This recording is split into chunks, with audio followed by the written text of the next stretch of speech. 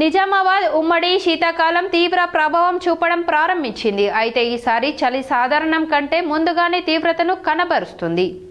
నిజామాబాద్ ఉమ్మడి జిల్లాలో కేవలం రాత్రి వేళల్లో కాకుండా తెల్లవారుజాము నుంచి మధ్యాహ్నం వరకు చలిగాలి పెనుముప్పుగా మారడంతో ప్రజలు తీవ్ర అసౌకర్యానికి గురవుతున్నారు. ఇటీవల కురిసిన వర్షాల కారణంగా నేల ఇంకా తడిగా ఉండగా చల్లని గాలులు దూసుకురావడంతో శరీరం తట్టుకోలేని స్థాయిలో చలి పెరిగిపోయింది.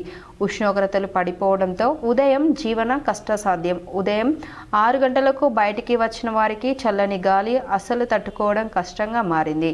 సాధారణంగా 7 నుంచి 8 గంటల సమయంలో సూర్యుడు కనిపించినా చలిగాలి తగ్గేది లేదు.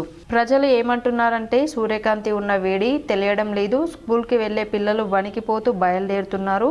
ఉద్యోగాలకు వెళ్తున్న వాళ్ళు అసౌకర్యంగా ప్రయాణిస్తున్నారు. సాయంత్రం 4 గంటల నుంచే చలి ప్రారంభమవడం, రాత్రి పొడవునా కొనసాగడం, మరుసటి రోజు ఉదయం 11 గంటల వరకు కూడా తీవ్రత తగ్గకపోవడం నగరవాసులను ఇబ్బంది పెడుతుంది. వృద్ధులు, దీర్ఘకాలిక రోగులు అత్యంత ప్రమాదంలో. వైద్యుల హెచ్చరికలు ఆందోళన కలిగించేలా ఉన్నాయి. ముఖ్యంగా వృద్ధులు, 5 సంవత్సరాల లోపు పిల్లలు, ఆస్తమా, బ్రోంకైటిస్, హృద్రోగులు, షుగర్, బీపీ, కిడ్నీ సమస్యలు ఉన్నవారు ఈ చలికాలంలో ఎక్కువ జాగ్రత్తలు తీసుకోవాల్సిందే. చలితో శ్వాసకోశ వ్యాధులు త్వరగా ముదురుతాయని, న్యూమోనియా ప్రమాదం కూడా అధికమవుతుందని వైద్యులు చెబుతున్నారు. చల్లని గాలి నేరుగా తగలకుండా చూసుకోవాలి. వేడి నీరు తాగాలి. ఉదయం, రాత్రి వేళలో పూర్తిగా కప్పుకునే దుస్తులు ధరించాలి.